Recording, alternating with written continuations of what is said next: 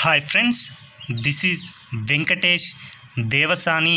ఈరోజు మనం discuss చేయబోతున్నటువంటి important current అఫైర్స్లో భాగంగా ముందుగా డిస్కస్ చేస్తున్నది సూరత్ డైమండ్ బోర్స్ యొక్క నూతన చైర్మన్గా ఇటీవల కాలంలో ఒక వ్యక్తి నియమితులు కావడం జరిగింది. అలా సూరత్ డైమండ్ బోర్స్ యొక్క నూతన చైర్మన్గా గోవింద్ ధోలాకియా అనేటువంటి వ్యక్తి ఇటీవల నియమితులు కావడం జరిగింది. అయితే సూరత్ డైమండ్ బోర్స్ అనేది దేనికి సంబంధించింది అంటే ఈ యొక్క వజ్రాల యొక్క ట్రేడింగ్ సెంటర్ అని గుర్తుంచుకుంటే సరిపోతుంది. ఈ యొక్క ఎస్డిబి బిల్డింగ్ని ప్రపంచంలోనే అతిపెద్ద కార్యాలయంగా గుర్తించడం జరిగింది. కాబట్టి ఎగ్జామ్ పాయింట్ ఆఫ్ వ్యూలో అడుగుతారండి, క్రింది వాటిలో ప్రపంచంలోనే అతిపెద్ద కార్యాలయాన్ని గుర్తించండి అని అడగడానికి అవకాశం ఉంది. కాబట్టి సూరత్ డైమండ్ బోర్స్ అని గుర్తుంచుకుంటే సరిపోతుంది.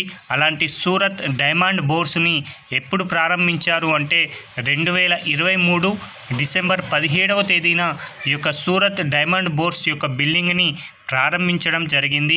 అలా ప్రారంభించిన ఈ యొక్క బిల్డింగ్కి లేదా ఈ యొక్క సూరత్ డైమండ్ బోర్స్కి నూతన చైర్మన్గా గోవింద్ ధోలాకియా గారు నియమితులు కావడం జరిగింది. ఇక్కడ ఎగ్జామ్ పాయింట్ ఆఫ్ వ్యూలో ప్రశ్న ఏ విధంగా అడుగుతారంటే సూరత్ డైమండ్ బోర్స్ యొక్క నూతన చైర్మన్ ఎవరు అంటే గోవింద్ ధోలాకియా అని గుర్తుంచుకోండి. అదేవిధంగా ప్రపంచంలోనే అతిపెద్ద కార్యాలయం ఏది అంటే మాత్రం సూరత్ డైమండ్ బోర్స్ అని గుర్తుంచుకుంటే సరిపోతుంది. మరొకటి ఇటీవల వార్తల్లో నిలిచిన అంశం సాక్ష్యం యాప్. ఈ యొక్క సాక్ష్యం యాప్ అనేది దేనికి సంబంధించిందని ఎగ్జామినర్ అడగడానికి అవకాశం ఉంది. కాబట్టి గుర్తుంచుకోండి, ఈ యొక్క సాక్ష్యం యాప్ని భారత ఎన్నికల సంఘం వారు ఇటీవల కాలంలో ప్రారంభించడం జరిగింది. అసలు సాక్ష్యం యాప్ యొక్క ముఖ్య ఉద్దేశం ఏంటి అనేది మనకు గుర్తుంచుకోవాల్సిన అవసరం ఎంతైనా ఉంది. ఎందుకోసం అంటే 85 సంవత్సరాలు పైబడిన వారు అలాగే 40% కంటే ఎక్కువ వైకల్యం ఉన్న దివ్యాంగులకి ఇంటి నుంచి ఓటు వేసేటువంటి అవకాశాన్ని ఈ యొక్క యాప్ ద్వారా కల్పించడం జరిగింది. చాలా ఇంపార్టెంట్ అండి, గుర్తుంచుకోండి. సాక్ష్యం యాప్ అనేది దేనికి సంబంధించిందంటే 85 సంవత్సరాలు పైబడినటువంటి వృద్ధులకి మరియు 40% పైగా వైకల్యం కలిగినటువంటి దివ్యాంగులు తమ ఓటు హక్కును ఇంటి వద్ద నుండే వినియోగించుకునేందుకోసమై భారత ఎన్నికల సంఘం వారు ఈ యాప్ను అయితే ప్రారంభించడం జరిగింది. చాలా ఇంపార్టెంట్ అండి. ఎగ్జామ్ పాయింట్ ఆఫ్ వ్యూలో ప్రశ్నలు ఈ విధంగా అడగవచ్చు. ఇటీవల వార్తల్లో నిలిచినటువంటి సాక్ష్యం యాప్ అనేది దేనికి సంబంధించిందని అడగడానికి అవకాశం ఉంది.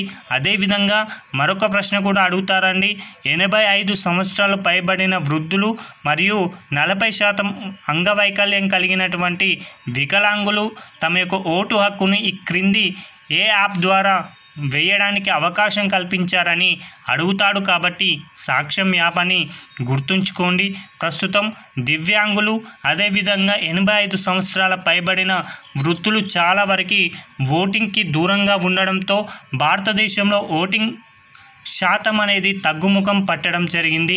దీనిని గమనించినటువంటి భారత ప్రభుత్వం ఈ యొక్క 85 సంవత్సరాల పైబడిన వారిని అదేవిధంగా వయోవృద్ధులకి 85 సంవత్సరాలు పైబడిన వయోవృద్ధులకి మరియు దివ్యాంగులు కూడా ఈ యొక్క ఓటింగ్ సరళిలో పాల్గొనేలా చేయాలి అని భారత ఎన్నికల సంఘం ఆలోచించి ఈ యాప్నైతే రూపొందించింది. మూడో అంశం అండి, శివశక్తి పాయింట్ అనేది కూడా ఇటీవల కాలంలో వార్తల్లో నిలిచింది. ఎందుకోసం అంటే చంద్రయాన్ 3 మిషన్లో భాగంగా చంద్రుడి యొక్క దక్షిణ ధ్రువంపై విక్రమ్ ల్యాండర్ దిగినటువంటి ప్రాంతాన్ని ఇటీవల కాలంలో అంతర్జాతీయ ఖగోళ సంఘం వారు గుర్తించడం జరిగింది. మరియు ఆ ప్రాంతానికి శివశక్తి అనేటువంటి పేరును పెట్టడం జరిగింది. ఎప్పుడైతే 2023 ఆగస్టు 23వ తేదీ నాడు చంద్రుడి యొక్క దక్షిణ ధ్రువంపై ఈ యొక్క విక్రమ్ ల్యాండర్ దిగిన తర్వాత దానికి భారత ప్రభుత్వం శివశక్తి అనేటువంటి పేరుని పెట్టడం జరిగింది. ఆ యొక్క పేరునే ప్రస్తుతం ఇంటర్నేషనల్ ఆస్ట్రానామికల్ యూనిట్ వారు ధృవీకరించారు అని గుర్తుంచుకుంటే సరిపోతుంది. ఎందుకంటే ఇలాంటి ప్రాంతాలకి పేరు పెట్టేటువంటి అవకాశం అనేది ఇంటర్నేషనల్ ఆస్ట్రానామికల్ యూనిట్ వారికి మాత్రమే కలదు.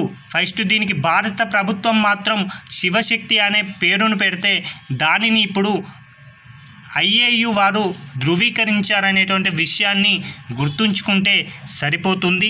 అసలు చంద్రుడు దక్షిణ ధ్రువం పైన ఎప్పుడు చేరింది ఈ యొక్క విక్రమ్ ల్యాండర్ అంటే 2023 ఆగస్టు 23 అని గుర్తుంచుకుంటే సరిపోతుంది.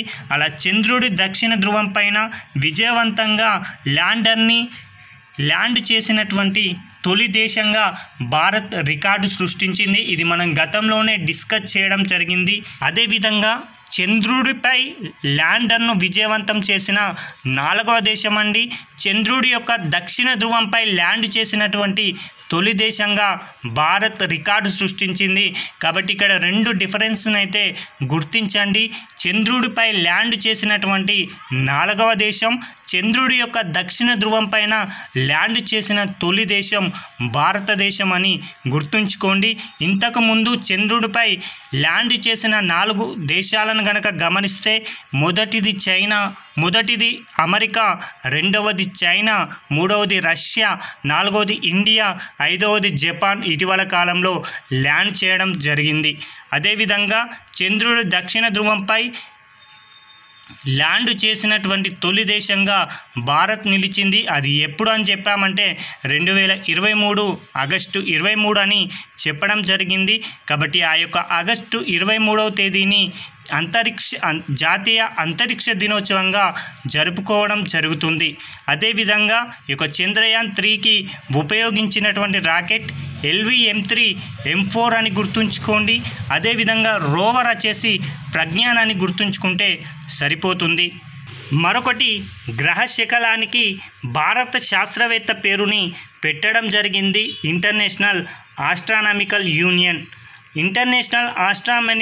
యూనియన్ అంతరిక్షంలోని గ్రహ శకలానికి భారత శాస్త్రవేత్త అయినటువంటి జయంత్ మూర్తి పేరుని పెట్టింది. ఆ యొక్క గ్రహ శకలం పేరు 215884 జయంత్ మూర్తి అని పిలువనున్నారు. చాలా ఇంపార్టెంట్ అండి. గతంలో ఆ యొక్క గ్రహ శకలానికి ఉన్నటువంటి పేరు ఏంటి అంటే 2005 EX296 అనేటువంటి పేరు ఉండే. దానిని భారత శాస్త్రవేత్త అయినటువంటి జయంత్ మూర్తి 215884 అనేటువంటి పేరుని నామకరణం చేయడం జరిగింది. అసలు ఆచార్య జయంత్ మూర్తి ఎవరు అంటే ఇతడు ఇండియన్ ఇన్స్టిట్యూట్ ఆఫ్ ఆస్ట్రోఫిజిక్స్ ప్రొఫెసర్గా విధులను నిర్వర్తించడం జరిగింది. అతని యొక్క గౌరవార్థం ఆ యొక్క గ్రహ శకలానికి అతని పేరుని పెట్టడం జరిగింది. అదేవిధంగా ఇప్పుడు మనం ఇండియన్ ఇన్స్టిట్యూట్ ఆఫ్ ఆస్ట్రోఫిజిక్స్ అని చెప్పుకోవడం జరిగింది. దానికి ప్రొఫెసర్గా జయంత్ మూర్తి గారు పనిచేశారని అంటున్నాం.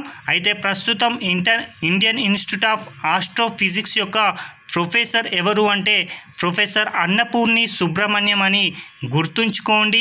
ఈ యొక్క ఇండియన్ ఇన్స్టిట్యూట్ ఆఫ్ ఆస్ట్రోఫిజిక్స్ యొక్క హెడ్ క్వార్టర్ వచ్చేసి బెంగళూరు అని గుర్తుంచుకుంటే సరిపోతుంది.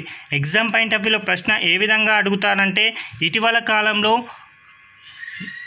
అంతరిక్షంలోని గ్రహ శకలానికి ఎవరి పేరును పెట్టారని అడుగుతాడు. కాబట్టి జయంత్ మూర్తి అని గుర్తుంచుకుంటే సరిపోతుంది.